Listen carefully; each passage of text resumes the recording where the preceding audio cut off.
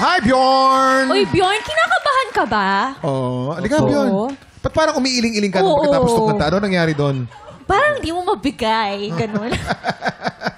Kinakabahan po ako. Kinakabahan. Bjorn, bakit ka kakabahan? Pangalawang beses mo na sumali sa TV competition to, hindi ba? Third? Third na. Ang dami na. Oh. Ano ang pagkakaiba ng pagsali mo ngayon doon sa dalawang pagsali mo nung una?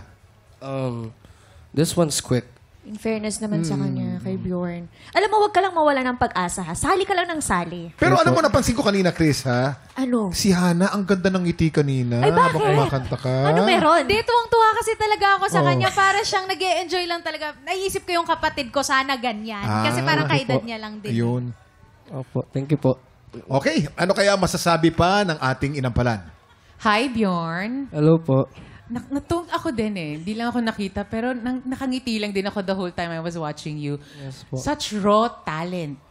Thank Ang you po. sarap-sarap. Soulful yung kanyang rendition of the song. Thank you po. And kitang-kita mo, nagtaka nga ako na third competition mo na kasi feeling ko parang nanggaling ka lang sa bahay na sobrang ganda lang ng boses mo tapos lumabas ka dito sa tanghalan ng kampiyon. But really, you will go far dahil sa talent that you have. Thank you Bihira po. yun na, yung raw talent. Tapos, given the time, makikita ka namin sa recording studios and even more stages. Yan. Thank you po.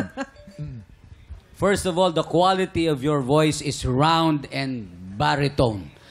It's well placed. Your ad-libs were well placed in this song. I never knew that you could put those ad-libs in this song. It's an old song, and I'm wondering, at your age, how come you came across this kind of a song? Napakinggan ko lang po sa TikTok. Yun, okay. Napakinggan mo lang sa TikTok. Kalalim ng TikTok na yan. Ang daming natututunan dyan sa TikTok na yan. And then I started liking it. Maganda ang ano. May gusto rin ako tanungin sa kanya, bakit napaka-fluent mo sa English? Lumaki ka ba sa ibang bansa? No, my mother is an English teacher. She's here. Nasaan siya?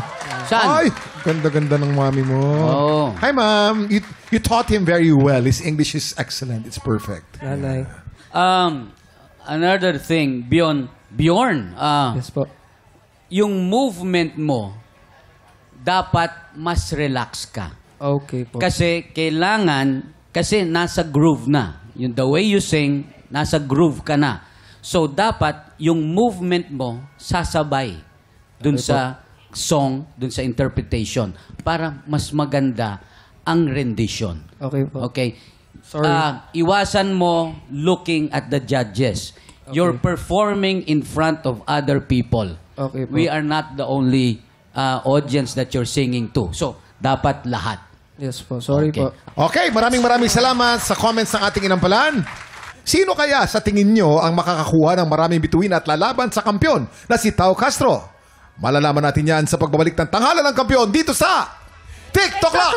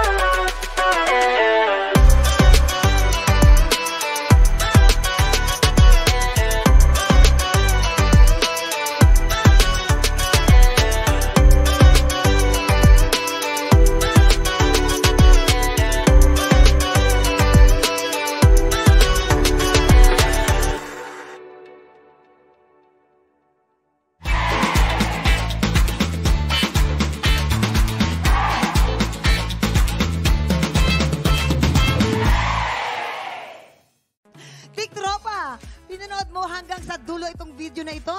Abay, very good ka!